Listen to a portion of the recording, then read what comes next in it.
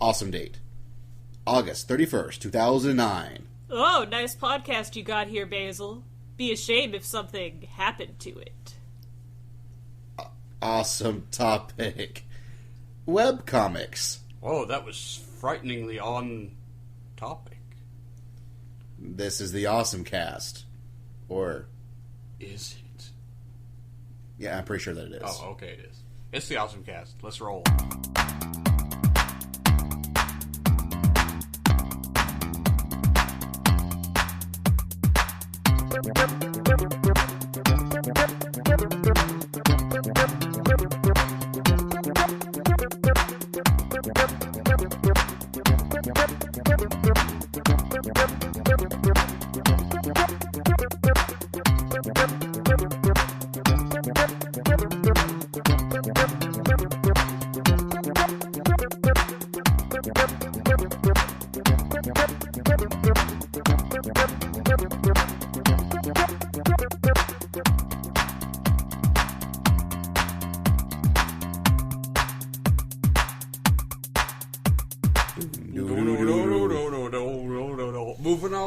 Moving on up to the east side. Deluxe podcast in the sky. So, welcome back to the OSMcast, your podcast for everything awesome. I'm Basil. I'm Lee, returning again. I'm Sooz. I was on once before, and apparently I'm back. Apparently. That's right. They ran out of awesome people, so they had me. Hey, don't put yourself down. Why not? Okay. Look, just because the list of awesome people that I know is unfortunately horribly vast and expansive. So, there's actually people below Sooz that I could run to for help. Professor Barry? Well, there is the good Dr. Barry. There is... He's evil, not good. There is Kevin's alternate personality. Ooh. Wait. Let me guess. Is that, Stefan? We don't talk about Kevin's alternate personality. Oh, bad you just Stefan. did. Well, no. Anyways, moving on. This is the OSMcast. We talk about things that are usually pretty awesome. It's sometimes not. We try our best, though. But it's usually pretty awesome. Basics, awesomecast@gmail.com is our email address. I was actually going to go for the web address, but that's awesomecast.com. But if you want to send us an email, awesomecast@gmail.com, good times. Good times roll. We're finishing up our contest where you can send us book suggestions for things that we could read, like novels and stuff. Mm-hmm. Basics is give us a series or a couple of books that you think we might enjoy. Like I said, preferably of the novel variety, but nonfiction can work too, depending on the title. No Twilight. Way too much drama about the Twilight stuff, and Twilight is terrible. I was going to be, nice about it, but you're right. right. I'm going to be factual about it. Okay. I'm going to be Edward Cullen as a stalker about it. Well, now we've got all of the range of opinions, so moving on. It's true. And no Laurel K. Hamilton after book 4 or 5. Gotcha. Because that's where it gets kind of creepy. Kind of porny. Again, I was trying to... She's just doing her job. Be subtle. My job is to ruin the OSMcast here, so yeah. So, alright, well, that's cool. That's why we have you on the show. Yes. So, there's that. We also do have our horribly deformed Sackboy heads, which you can win by calling us at the Awesome Line, the brand new Awesome Line, 209 Awesome Line. OSMline. Insert joke about Douglas giving you head. It's like required or something, right? I think so. I think it's in the charter. Yeah. The Awesome Charter. For only the awesomest organizations can have that charter. Yes. And something about head. That's right. It's in the charter. It is in the charter. So, other news. We will be at Dragon... Well, some of us will be at Dragon Con this year. And a different set of us will be at AWA this year. They'll all include Basil, though, so you can meet our fearless leader. And you'll just have to guess which is which. Now, I'm usually pretty obvious on who I am. Well, yeah. I would like to think that they would know me by the sound of my voice. Well, in Since that's person what you they sound hear. like woo instead of raw. Yeah, this is his radio voice. Yeah, in real life he sounds much more like a Muppet. Okay, just kidding. It's true. Okay, I guess it is. I can't help it. It's not easy being green. it isn't. Which is why I had my pigment orientation changed. Okay, so yeah. Cons, OSMcast, they go together kind of like things that go together. It's true. It's kind of like peanut butter and a different brand of peanut butter. Mm-hmm. No, those don't go together very well. Well, it depends on the brand of peanut butter. I mean... And if one is crunchy and the other smooth. Well, then you don't get quite as many crunchies. But if we do different brands of crunchy, then it's really, really crunchy. What if one of the brands has chocolate chips in? They make those? They should. Man, that's what I want in my, frickin' Sandwiches. So, yeah, if Jif or Peter Pan or something is listening, there you go. Chocolate chips and the peanut butters. You've got 2 customers. And that's right. And I can eat a lot of peanut butter. As long as they have chocolate chips in them. Ooh, Reese's Peanut Butter Cup peanut butter. Wait, that's going too far. I think they have that already. Ooh, that's almost as good. But other things that are good is the world of awesome. So it's coming up to the holidays, and so we're now getting our apparently now yearly console price drops. The first one was the most, totally kept secret in the world. The PS3 Slim. Now uglier than the PS3. Ooh, quite a feat. Well, it was really funny as it turns out the design of it is many months ago, right before E3, there were leaked, I think, Singaporean photos of what was to be the Slim PS3. Mm-hmm. And everyone's like, this looks so cheap and crappy, this couldn't possibly be real. Mm. This turned out to be real. Wow. So, it looks like a slimmer George Foreman grill. Like, instead of buying the Primo $200 one, you're buying the crappy but still George Foreman looking grill at $100. If only those prices were actually relevant for the PS3. It's true, but it's $300 now. And the best thing was they dropped all the other models to $300. So if you're needing a PS3, now is the time to buy. Wow. Is the Slim, is there any advantage to the Slim over the old models? No. Huh. It has a 128 hard drive, but doesn't play PS2 games or anything. Man, but they stopped doing the ones that play PS2 games a while ago. They have. That is disappointing. Now, admittedly, you now can go to GameStop and find, at least the 80 gigs are backwards compatible. Decently easy, and they're now $280. Whoa. So, they're a used system. They will play most PS2 games. Well, So, it's, that's honestly the biggest benefit is now you can buy used way cheaper than you could buy the used previously. man, one of these days I gotta get my hands on one of them PS3s so I can play Infamous and all that other stuff. It's true, and by the time probably that people are listening to this, Mm-hmm. the 360 Elites have dropped to $300 as well. Whoa. But to match the features of the PS3, they've stripped out the HDMI cable and possibly also the component cable. So you now have to buy those. Right. Which you have to buy with the PS3 anyways. Because it only comes with standard audio cables and video cable. Well, We finally now found out what the actual Gundam Unicorn is going to be. awesome. It's going to be 6 50-minute OAVs. Awesome again. And were Kevin here, he'd probably say a lot more about it. Mm-hmm. He'd probably squeal. Unless it's his alternate personality. Then he would hit me and it wouldn't be pleasant. It's true. His alternate personality is a dick.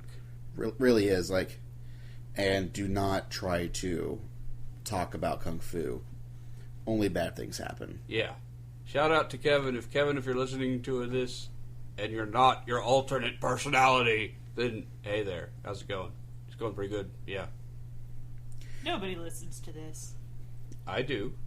Actually, No, you don't. Yes, I do. I listen to it, except Stop lying. I did miss the Gundam 00 just because I haven't finished the series myself, but that's probably good because we spoiled the hell out of it. We spoiled the hell out of that series. Speaking of things, anime makes up 50% of Blu-ray sales in Japan for 2009's first half. This would make sense since most early adopters for things like this are geeks, and so they're going to buy their anime on the Blu-ray. Mm-hmm. They're still making Tales of Symphonia anime. Surprised me. Their last thing of one of the arcs was in 2007. It's now going to be 2010. Possibly with a whole brand new staff and everything. So how many episodes are out now?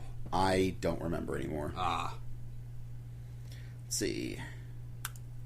Monster is going to be on Sci-Fi Anime Mondays, which is Nikoi Urasawa's awesome epic. Yes, it's quite good. I say, having not even read it, but I plan to because everything by Urasawa is good, y'all. You should check out Pluto as well. He wrote that, didn't he? Yeah. He wrote Pluto, and also it's coming out right now through the Viz Signature line is 20th Century Boys, which is also great. I've heard good things about that as well.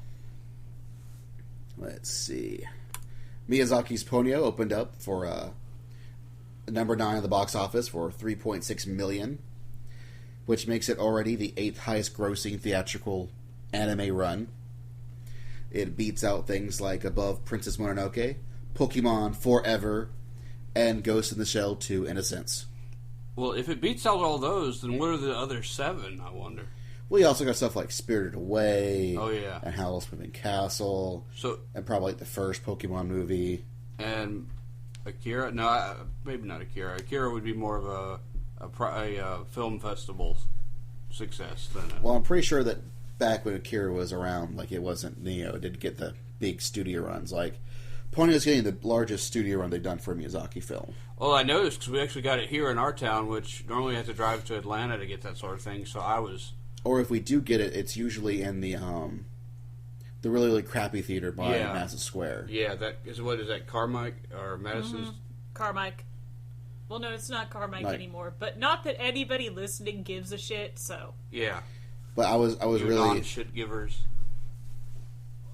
And apparently, Comic Hit drew 560,000.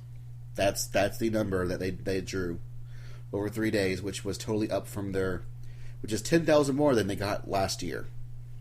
So hey, the numbers are moving up. But don't think they're quite so extravagant because they count each day individually. So if you went all 3 days, you were counted 3 times. So you're 3 people if you attended 3 days. Whoa. Yeah, so who knows how large this actually was. They know that the first day had, 180,000 amounts. As to the second, and on Sunday they had 200,000. So, doing well for themselves. So hey, Comic It, pumping out that doujinshi that all the kids in the world enjoy. Yes, I gotta get me some more of that. Which you can at Native Way, which will be at. Yep. Actually, it's press this time. That's kind of exciting. Yes. And Emugawa is going to be there. Oh God, That's what's important, is that the man who brought us things like Giant Robo and G Gundam and Bartender. This podcasting body glows with the new Mazinger Z. Yeah. Yes, awesome. Like, in honor of this, I am tracking down the box sets for G Gundam. Oh, I'd like to marathon that. Me too. Once I get it, I got the second season or the second set in today, and I'm waiting for them to get more copies into the first season or first box. Soon I will be able to revel in the Master Asia meme like everyone. No, I won't. But soon y'all will all be nerds. Oh wait, it already happened. That happened like centuries ago. Or wait, I haven't been alive that long, but it's happened before. So anyways, I guess we'll now move on to the moment of awesome. Doesn't Kevin normally sing this song for us? Yes, because James has yet to actually get it. It's the moment of awesome. He doesn't have any sleep, so he can be silly. You can be silly anyway, dude. Well, yeah, but it's more like... You usually are silly. Yeah. Well, I'm more fueled to be silly when I haven't had sleep. It's like silly is all I am. This moment of awesome is brought to you by lack of sleep. Because sometimes you really want to sleep, but you're not gonna. But you really have to stay up and watch. So what are you watching or playing or whatever, what have you? Well, I have been... It's not exactly new by any standards. It's been out quite a while. But the re-release of Final Fantasy Tactics, one of my favorite games of all time for the PSP, with an actual correct translation this time, because anyone who's played it knows that it was pretty Englishy, and with such a complex story, it's nice that we can now have it in the correct translation, and they spoof up the language so it matches like Final Fantasy 12's, where everything's real. I don't know, how would you describe that language in real refined? Sort of like, I don't want to say Old English. Yeah, it's not quite Old English, but it's almost a... It's almost Arthurian. Yes, it's almost Arthurian. But it's very neat to, hear the dialogue. And my only complaint is, and I think this is due to just total laziness, in Tactics, every now and then when you chant a spell or use a move, there's a little quote that'll pop up that is a little chant for it, no matter what it is. And in the English version and Japanese version of the PSP, it had it. Of course, the English version had really messed up stuff like, life is short, bury, steady sword, which makes no sense. And so I've always wanted to know, what the fuck did that really mean? And so when they remade this in Japanese, they kept those spell quotes. But in English, and I don't know if they just said, fuck it, we don't have time to translate all this yet, they did not put the spell quotes back, and instead it skips them all the time. So I will never know what life is short, bury, steady sword is supposed to mean. And that will forever be a hole in my soul. A very, very tiny one. I mean, I don't think you can get a pen through there, but it's there. It's really there. Soul cavities are serious business, kids. Yes. But it's a really, overall, is a wonderful, transition of the, or remake, not really, port with benefits. Yes, it's a port with benefits. And you get the whole widescreen thing going, and... I have also one other complaint. Some of the animations are slower than they were, but I think that's pretty much mandatory when you're porting something like that. I think it's one of those things where, the original one was designed with the PS1 hardware in mind, and I guess the PSP's hardware is actually very similar, but still slightly different, and probably just different enough that it's the porting of the engine, since it's the same, probably is introduced like the chugging and stuff. Well, I hear that the US version actually they fixed where it's a little bit faster than the Japanese version. Yeah. I mean, I would probably be pained to play the Japanese then, because some of those animations can drag a little bit. But they also had those like CG cutscenes. Oh, the CG but cutscenes still are in the beautiful. same style. The same noseless style. And it will be interesting because they're actually the guys who made those cutscenes are actually making the cutscenes for the remake of Persona. Whoa. That's coming out in September for the PSP. Oh, speaking of, and this isn't quite a moment of awesome, but did you hear that they're remaking the Persona 3 for the... Oh yeah, with Portable, where you can play both as male or female. I'm really hoping... as the main character. With Dude Elizabeth! Yes, with Dude Elizabeth. And we're not quite sure if, as a girl, you'll be able to talk to the girls or the guys. I'm hoping you can do both. Because we know that the guys are going to have their own social links now that you can raise. So we know that means you could talk to both of them as both now, or just as one or the other, or what. But they are adding a lot more to it. I'm looking forward to it. But I seem to be able to play Persona 3 over and over again. But that is my moment of awesome. Badoom chink. Oh, is it my turn now? Yes. Well, let's see. First of all, I can touch my nose with my tongue. That's pretty awesome. Second of all, I read things on the internet, like comics. And there's a couple that I think more people need to read because they are pretty, as you say, awesome.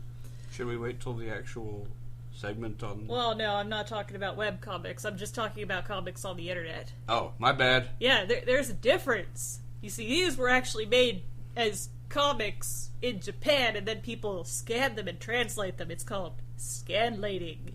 I know this is a thing that probably all of you listeners have never heard about, ever. But yeah, number one, it's a thing called Ludwig Kakume. That's Ludwig Kakume. I'm going to assume you weeaboos can figure that one out on your own. Ouch. I was called a weeaboo. That one's by Kaori Yuki, or Yuki Kaori. I really don't know what the proper order is here. But y'all will know her from Angel Sanctuary and probably some other stuff. And pretty much, if you know who it is, you know what to expect. She looked at the Grimm's fairy tales and said, you know what, y'all? These aren't fucked up enough.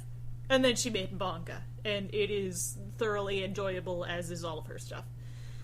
And the second one is called Letter Bees, or Tegami Bachi. And it's very difficult to describe, but it's very cool. It's a fantasy set thing following people who deliver letters for people. You'd think this would be the most boring ever, but it's really action-packed and exciting and awesome. And yeah, that's pretty much it. Well, then I'll follow that up with, have you ever talked about Bakuman on the podcast ever? I don't know, but you should. It's by the guys who made Death Note, but instead of it, but it's about two guys who are writing and drawing manga to get serialized in Shonen Jump. I think you may have mentioned it on the podcast before, but... Okay. Well, it's still great and still awesome, and still so totally meta. Because it, references all the authors. Well, they're doing a thing where, they open back up in this issue with color pages, and the big thing is that the manga that they're writing is coming back in Shonen Jump with color pages. Whoa, that is totally meta. So, it's really, really neat. It's a very interesting look into how Shonen Jump actually works, because it instructs as much as it, does its crazy cliffhangers and stuff. It's really amazing how they can take two guys writing a manga and still come up with crazy cliffhangers. But they do. Mm-hmm. And it's really, really good stuff. I've been playing Shadow Complex, which is by the new Xbox Live Arcade game from Chair. And it did Undertow. It's really, really, really good. It's like Metroid plus, what was the other one? The common root for a term is Metroidvania. Yeah, but wasn't there another game that it had a lot of elements from as well? Like Mega Man X, sort of? Or sort of. I mean, you collect pieces of your power armor as you wander through the complex.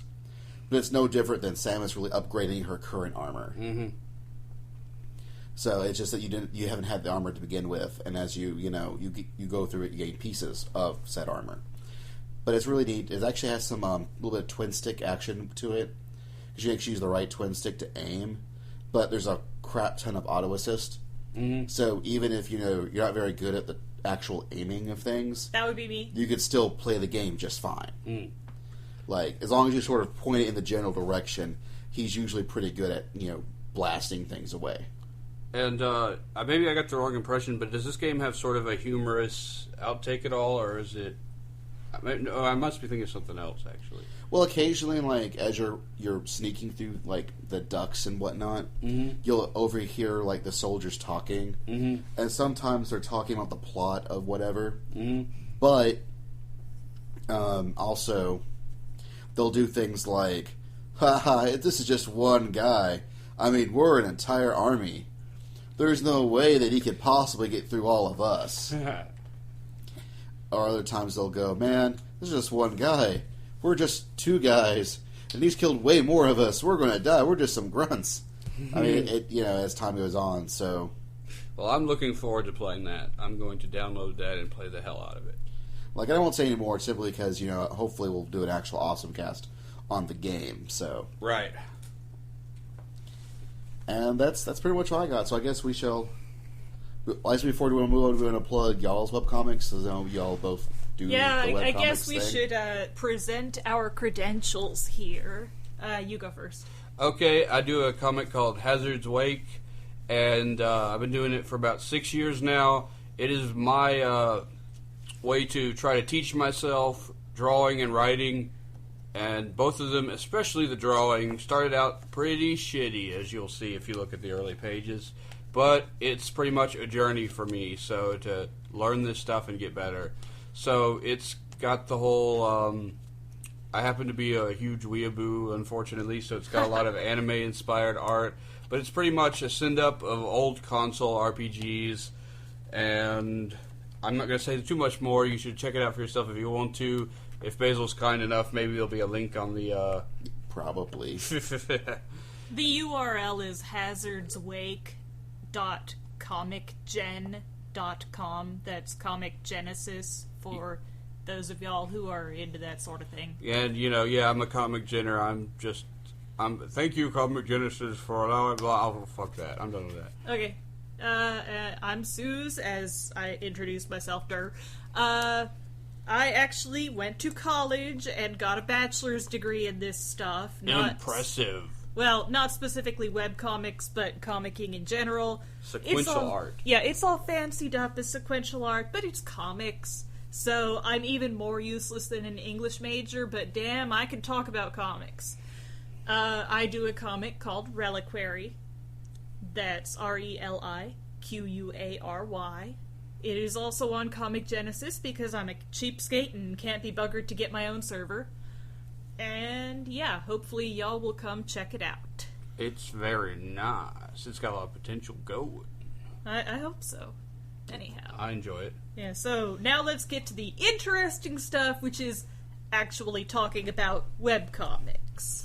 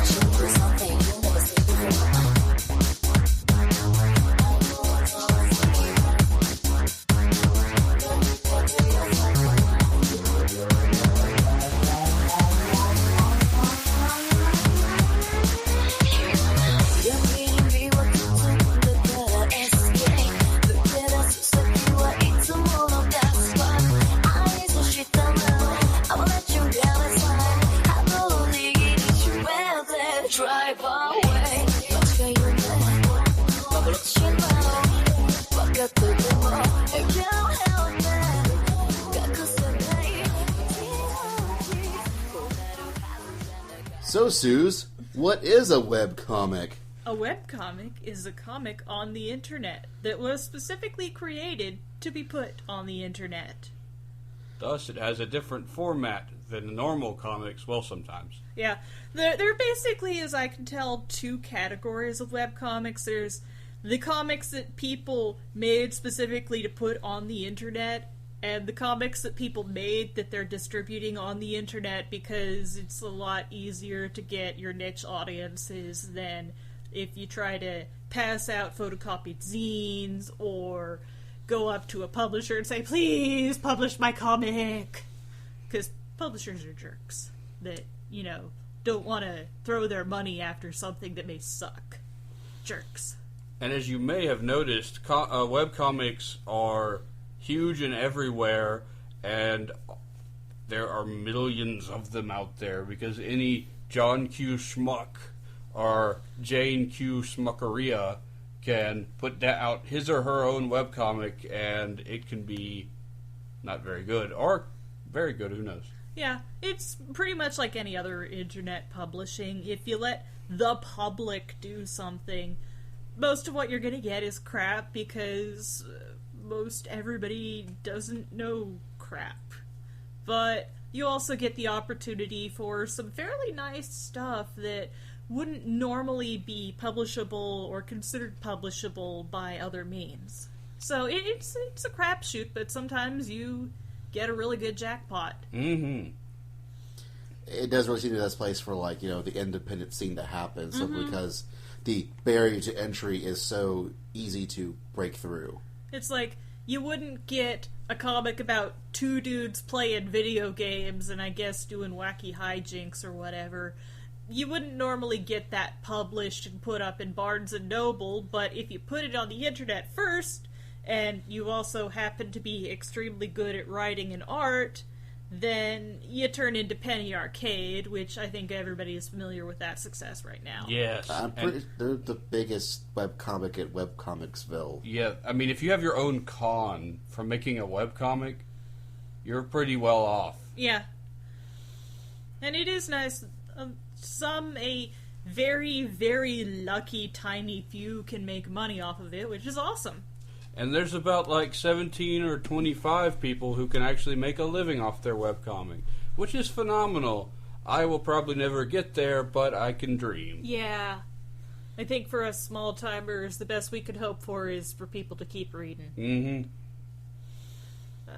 But that also, goes to the thing, why are you doing this? Are you doing this for the mad cash money? You're doing it because you love the medium, you want people to check out your stuff. Yeah, you can't do any art thing for the mad cash. Although some people do for the almost as down, glory and internet fame of people worshiping them. Yeah, you can't do that easier. For both of those, you're probably going to get better results of, like, showing your genitals. I don't know. You'd get a lot of hecklers that way, too. Well, you get a lot of hecklers if you put anything on the internet. It's true. 5 stars. But, webcomics, also have a unique way that they update, which, is anything from a week to a 3-weekly, or some people are crazy enough to put something up every day, which is not me.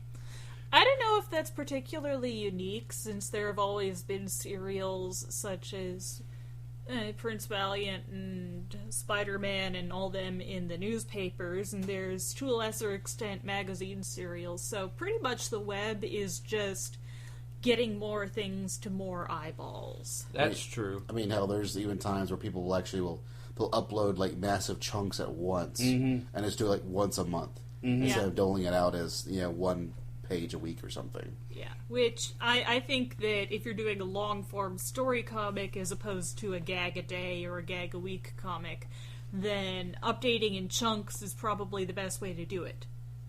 That is not the way I do it because I am really crap at keeping up with responsibility.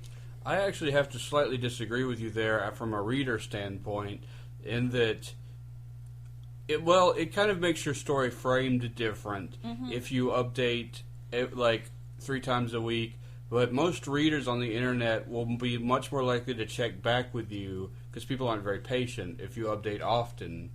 This is true, however, with the advent of things like RSS feeds and, to a lesser extent, email service subscriptions, you can make sure that if you almost never update, such as some very good webcomics, For the Wicked comes to mind immediately. That's a pretty nice comic that I've read for a while that updates slow as molasses, but it's usually worth it. But if you have something that's telling you that it updated, then you don't have to worry quite as much about the hits. That's true. But there is something said, like, where it's a lot of people, they probably have their bookmarks or something. But if somebody doesn't update, in a while, it's much easier to forget that it exists, as opposed to things that will do it, like, on a daily or weekly basis. Where it's true. Constantly, it's keeping your attention, because, like, oh yeah, that update again, that's cool. Oh yeah, whereas you do it once a month or once every even 2 months, as I've seen some do, like, it's like, oh yeah, there was that thing, wasn't it? And suddenly you have those 30 pages, and it's great. It feels much more like you're actually reading an actual, book or whatnot, because you're actually going from page to page, and you've got a nice flow. But if you've forgotten about it, you just don't check back, you kind of, you're not going to experience it anyways. Yeah, I think it just depends on the individual readers and their taste, ultimately. So y'all are the important ones. We're just here trying to provide story, I guess. without readers, the writer and artist has nothing. Well, It's true. you couldn't have... Some people might do it for their own self-fulfillment, which is cool, but most people would like their stuff to be read, so... We're all attention whores. Yeah, well, that's the internet is a den of attention whores. That's true. And we are among them. Well, yes, because we totally are talking into a microphone, so that we can listen to it later going, oh yeah, that was us talking to a microphone. Man, I'm not going to listen to this later. I hate the sound of my voice. Anyway, I guess we should talk about maybe some specific stuff, or... I don't know. Yeah, okay. This would be the part where I would ask the audience for questions, except there's kind of an obvious not gonna happen there. I could pretend to be the audience. Yes. We're totally on an actual panel, so... Yeah. Oh, me in the back row. Oh, I have a question. Yes, you in the back row. What is your question? What do you look for in a gag a day strip? Being funny, pretty much. I admit I don't read a whole lot of gag-a-days. It's not my thing, although I think that's more people's things than not. There are a few that are pretty good, like Pictures for Sad Children, which is kind of depressing, but also hilarious once you get past that. Chainsaw Suit, that's by the guy who did Star Slip Crisis, and is pretty consistently funny. I've got a list here, so y'all please forgive me for this. Nedroid! He does Beartato. Beartato! Beartato is the most delightful thing. I just found it recently, and oh my gosh, the timing on it, it's got this nonsensical humor. It is great. You guys gotta check it out. But It's about a bear that's a potato bear. So, yeah. And his bird friend, Reginald. Those really don't have a whole lot in common. So, yeah. Just go through the list. That's cool. Alright. Yeah, I'm a bigger fan of long-form story comics. Let's see. We've got... Well, first of all, one that I really would like to talk about is called Kid Rad. It's Kid and then Rad with 2 Ds. It's over, but it's still available on the internet, and you can even download it so you can read it in the comfort of your own computer, not even connected to the internet. It's totally one of the most interesting takes on, like, doing a webcomic online that I've ever seen. Yes. Yeah, he's really someone who did stuff with the medium and made the medium work for him, which is very, very impressive, and he did a lot of things that you can't do in print comics. For example, he figured out ways to keep the bandwidth eating to a very bare minimum, and there's, of course, all the animations and occasional music samples that you just cannot get in print comics. I'd like to mention also that, you know, there are a lot of things called sprite comics where people rip sprites from their favorite video game and post humorous what's-nots, which rarely work, but there are a few very popular ones out there, like 8-Bit Theater and... 8-Bit Theater. Bob and George? But anyways, this one, at first glance, may look like that, but all the graphics are his handmade, and all the games are spoofs of other games, so it's a great little comic. Yeah, if you're a video game fan, then you're pretty much going to be in for a lot of cute in-jokes and stuff, but even without that, I think it has a fair amount of appeal for someone who's just kind of aware that video games exist, because it has its own story and does interesting things. It's almost more like, you know, an animation than a comic sometimes. It's kind of a blend of both, really. Yeah, it's definitely got its comic elements, so... let's see. Like, it's... Sorry, I actually really, really like Kid Rat. I just... Yeah. Like, you know, it's... And I don't think we actually described what it really is. It is... Usually, it's a multi-panel comic, but each of its comic usually has some sort of animation in it. And you click through one at a time on their... In his viewer, and you could probably nowadays do the same thing in Flash, but this was before actual Flash was really the mature medium which he used to tell stories that it is now. This is before Flash was like super crazy expensive, hard to use, and barely no one did it. So this guy was actually creating actual like GIFs and built his own JavaScript viewer to do this all in. Mm-hmm. It's quite impressive. Like this man, like he bent the medium over, to suit his will. When before that anyone was even thinking about doing anything like it before. Mm-hmm. It's a real shame that not enough more people don't know about it. And also impressively, it starts out as a gag a day, and it has kind of a slow pace, but it also manages to build up to an impressive story with actual character growth. So it's pretty much everything that anyone would want in a comic, unless you're just not into video games, in which case you're probably not into webcomics. And yeah, I guess that's about it. So that's Kid Rad. Mm-hmm. Yeah, that's the Holy Grail or some shit, I don't know. It's a neat little thing to check out regardless. You should check it out regardless. But yeah, most webcomics are less about playing with the medium and more about just publishing on the web, although I suppose there are some meta-style comics. I guess I should say most webcomics I read, which, as we can all tell, is the one that matters, because I'm the one with the alphabet soup after my name. You have an alphabet soup after your name? Yeah. That's what college does for you. Whoa. I just had the beef stroganoff after my name. It's not impressive, I gotta Not tell you. really. And of course, as we mentioned before, Penny Arcade is the big one.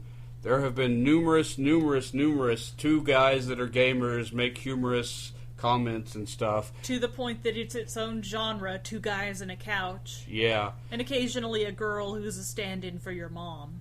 Or your girlfriend, or both. Well, she's your mom and your girlfriend, because that's the only role a girl has.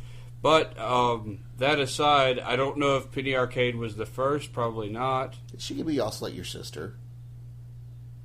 I don't want to think about you dating your sister, Basil. I don't even have a sister. That's why I don't want to think about you dating her. But Penny Arcade is the king of them because, well, it's the most popular. And because it's good. It's good. Like, Penny Arcade is pretty much generally decent. Like, it's And not often great all the hilarious. time, but It often cracks me the hell up a lot.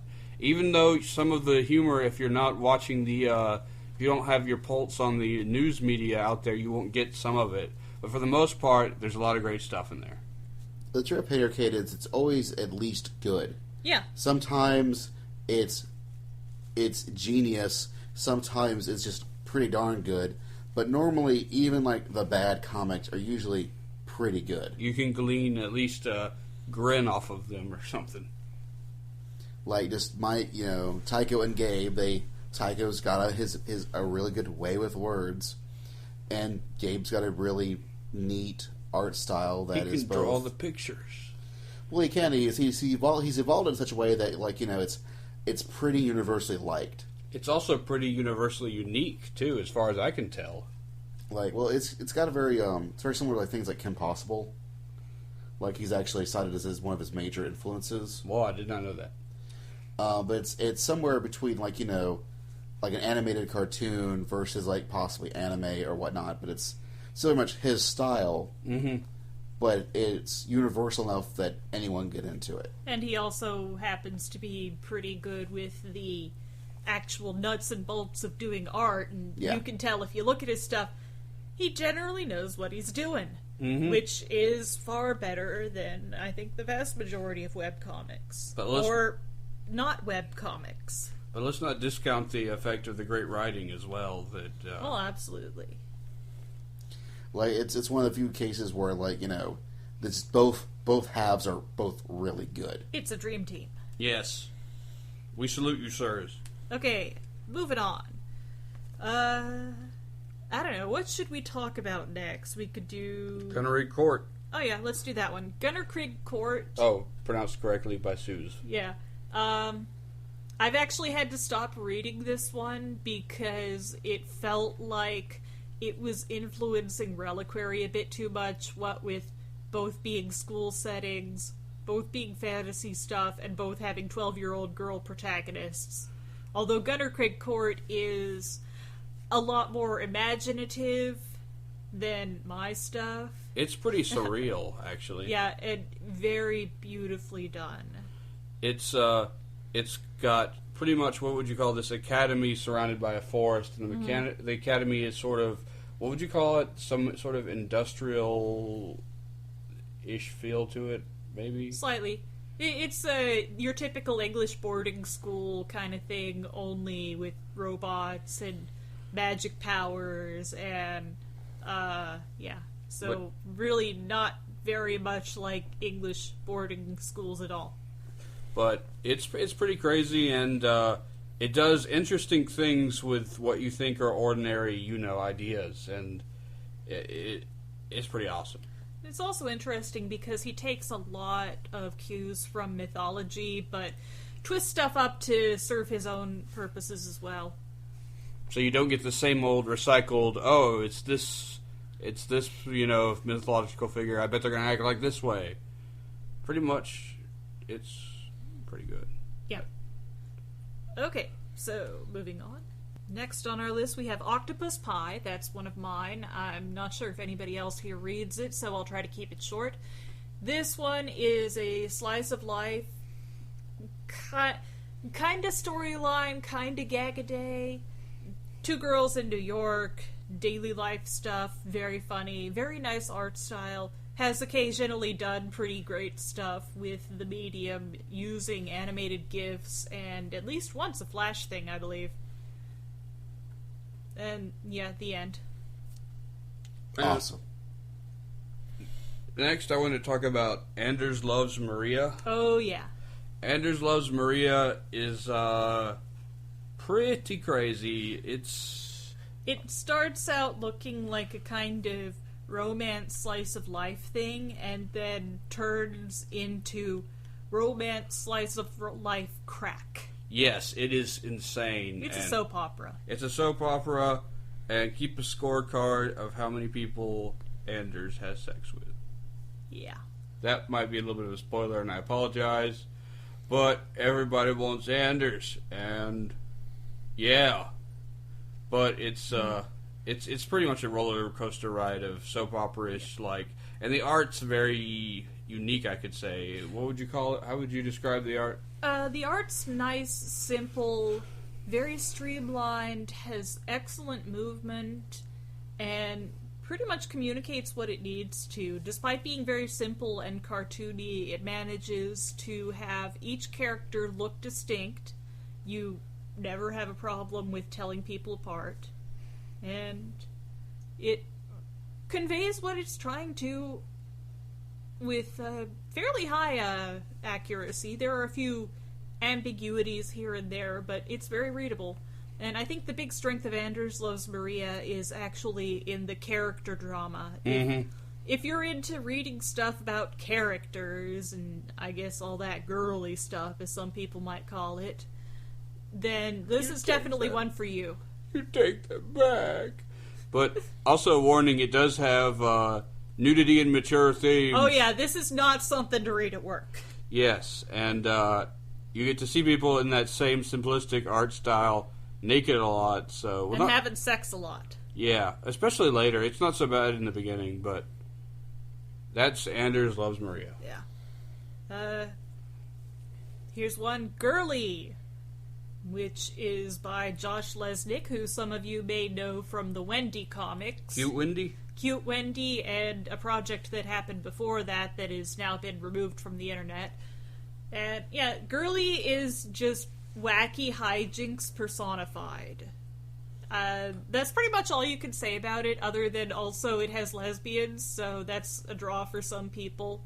Doesn't it have a girl that has this big plastic dick she hits another girl with? Yeah, that's in the beginning. It happens a lot less later on. Ah. Yeah. So, wacky hijinks. Josh Lesnick is... I've always enjoyed his stuff for... He has good comedic timing. I think he has a good ear for character distinction and character voices, and his art style has changed a lot over the years, but it's still consistently enjoyable. I have a little bit of trouble getting into it, but I must agree that he has very good comedic timing. Okay, so that's enough of that. I am going to advertise. Actually, this is a comic by a couple friends of mine called Ever Tomorrow. And they were with me at SCAD, the Savannah College of Art and Design. They also got bachelors in comics, so you know it's got to be pretty decent. And so far, not a whole lot has happened in it. They just wrapped up chapter 1. But it's a pretty cute steampunk kind of thing, and, like, I guess all of the kids these days are into steampunk. That's the hot thing. Punk! Yeah. Could you link me that tomorrow? Oh, sure thing.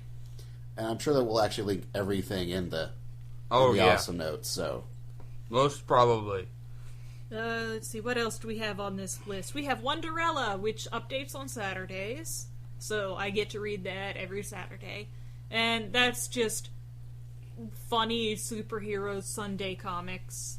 It's kind of like Buffy, only not serious ever, so maybe not like Buffy at all. With that kind of humor? Yeah. Kinda, it's what you get if you get a young woman who is typically irresponsible and she has superpowers. Oh, that's great. And Basil has a couple on here, neither of which I read. Starslip Crisis, which, as far as I know, is pretty good. I mean, I've heard good things about it, I just haven't bothered to read it. It's pretty much, it's another Christopher Straub thing. He also does Chainsaw Suit, as Sooz mentioned earlier. Mm-hmm. It's pretty much a Star Trek parody nowadays. Before, it was a little bit weirder than that. It was about a guy who was a curator for this flying art museum as a spaceship, which also happened to be a decommissioned, like, super battlecruiser that, while it was doing its artistic things, it got recommissioned as a military cruiser. And so it was both doing military things and art things at the same time. And eventually, unfortunately, the poor guy got caught up in his plot so much that he realized that everything was about to collapse in on itself. Mm-hmm. So he wrote it up so that everything collapsed in on itself and plopped him into a new dimension. And now they're just doing much more of a straight-off actual Star Trek type parody. Mm. They're boldly going where no one's gone before, meeting new alien races and trying to, establish new communication between them and the humans type things. But it's Don't die. It's a lot of fun. It's the guy's really, really funny. He's got really neat, interesting takes on different alien races that I've never actually seen before. So it's. Is it still updating? Yeah, like I think it's either Monday, Wednesday, Friday, or Monday through Friday strip. Awesome. Like nowadays, with my webcomic habits, I actually tend to click on my bookmarks on Friday, then try to catch up on things. Mm. I don't quite do the daily reading up of webcomics that I used to back in my prime. Mm. Yeah, see, I just have it all set up on feed, so... Yeah, I should get that. That'd be very nice. Very nice. Oh, I remember one that I should talk about. I actually had just got their print collection yesterday. And that's Skin Horse. God, I can't remember the name. Shannon Garrity, that's it. And it's a pretty nice, I think it's a sort of gag-a-day kind of thing. And it's about a group of people who are sort of men in black for weird stuff. And one of the main characters is a cross-dressing psychologist for the supernatural. One of them is a patchwork person super soldier, and one of them is a talking dog. Talking dogs. Man, this are is in no fun. way at all relevant to your interests. Not at all. Any of them. Nope. None of them. I don't like that sort of stuff at all, as you can tell. Nope, not at all. Okay, and then there's this other thing, Red String, which I read a little of it, but I wasn't really fond of it. It's actually probably my favorite webcomics ever, but go figure. Mm-hmm. It's pretty much a person's, Gina Biggs, her take on shoujo. but pretty much breaking it down to it is a series of love stories between all sorts of different people and different sets, and how love can grow, can change, can move on from one person possibly to another. It's very much a high school, romantic drama. It has Yuri in it. It does. See, I get that sort of stuff from Girly because it's the same sort of thing, only it also has heroic hijinks and elephants. Which I noticed neither of those in Red String. Well, you can have a great story that has nothing in it but romance. This is true. And I think it would really it's one of those cases where I think it's better that because it doesn't have the wacky hijinks. It is a very, very down-to-earth, much more of a slice-of-life type, webcomic. And even though it's set in Japan, unlike many other people, she actually does, her actual research and make sure that things are, in fact, authentic and proper. Even going to so far making sure, getting, photo books or researching actual, areas of Japan so she actually knows what things are supposed to look like. Mm-hmm. And it is really good. We actually got to interview her last year at AWA. Yes, I remember that. I'm hoping to do so again. I need to email her about it.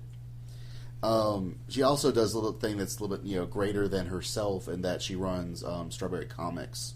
Comics for women, by women. By women, for everyone. And she's really, really big on making sure that, the ladies, as it were, have a venue where she can help them get published.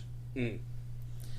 And stuff like that is, it's really, really nice to see that, someone's really going out of their way to make sure that, doing something just not only for, their own comic, but for others' comics. Yeah. Is really cool. That reminds me tangentially of another one that I think more people should look into called Templar Arizona by Spike, who has been doing this for a while, and she's got a pretty high-quality, professional-ish comic. I think she's actually making money off of it, so it is professional.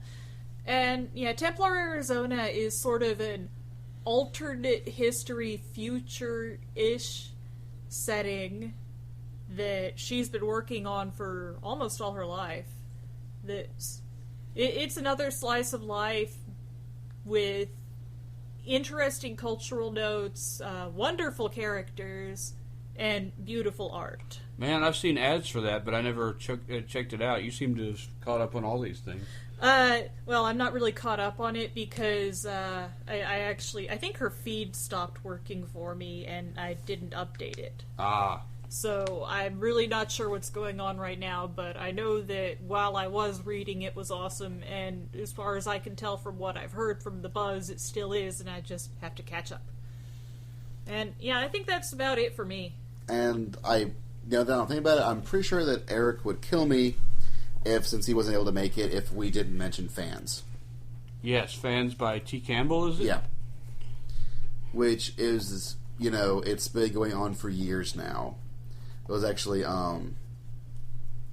fell off the radar for him, and eventually he brought it back. It was usually art by Jason Waltrip, and it is a crazy, super hype, sci-fi fantasy adventure where a college, just pretty much sci-fi club, saves the world repeatedly, and this is one of the things that the guys do kind of crazy things with the medium. I mean, this is the first book I ever heard that ever did their own musical. That's pretty awesome. With actual music. They'll do crazy panel layouts and whatnot, and it's really good. He also does another strip called Penny and Aggie. He does Penny and Aggie. Oh, yeah, which is another. It's a much more hijinkful, funny, high school romantic dramedy. Although recently, the art was done by Gillespie Lagance, and then she, for whatever reason, left. Jason Waltrip picked up the art duties, and now she's doing this thing called Menage a Trois, which is not so good. It's Archie Muyo. Yeah, well, or a little bit, or Three's crappy. I mean, company. Apparently, It's about a guy who's a wimpy virgin guy, because all virgins are wimpy. This is true. And with one girl who is shorter and bisexual, and another girl who has big boobs, could be bisexual, and is ditzy. And is French. And that's pretty much the sum up of their characters. You could see her nipples all the time. Ow! It's true, and now she's also doing a series called Eerie Cuties, which is like Rosario plus Vampire, only not quite as good. And Which is saying something. Really hate saying that. I really don't. Like, her art's great, but her writing is not nearly the level of T's. And so... Well, generally, the reason that you have artists and writers teaming up is artists are generally not very good writers, and writers are generally not very good artists. And very, very rarely will you have someone who can dual class to be completely nerdy. I'm trying, but the art side is hard for Lee. I want it to be good, but it's hard. Art is hard, y'all. Art is hard. Writing's hard too, but art is hard. That's why I skimp out and podcast.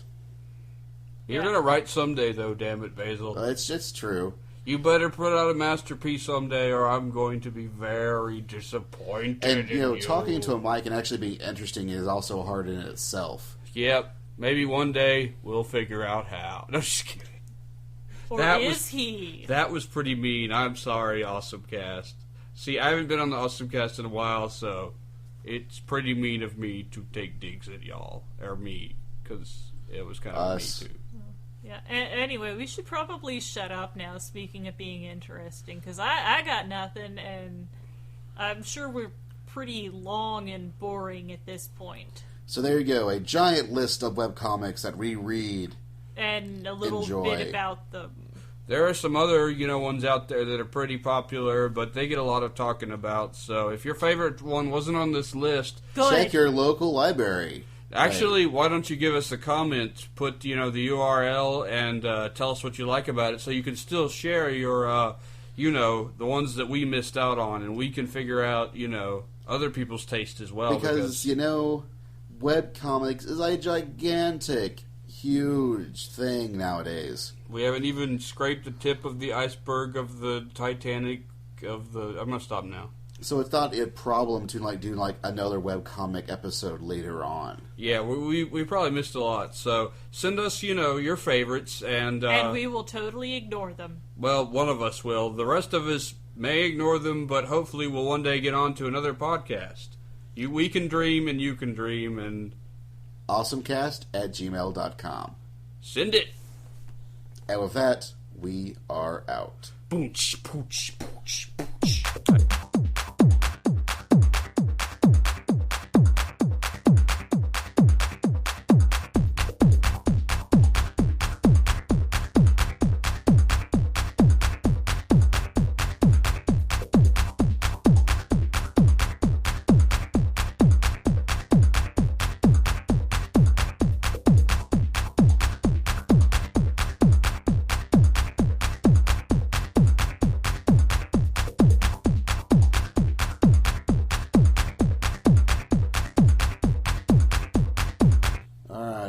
Let's try this again. Hey, it's W9.3, The Herring. Hello? Oh, yes, I'm here. Hello? This is W9.3, The Herring. Oregon. Do you want free tickets to Awesome Band 98? Oregon. What kind? Pizza gum. You win!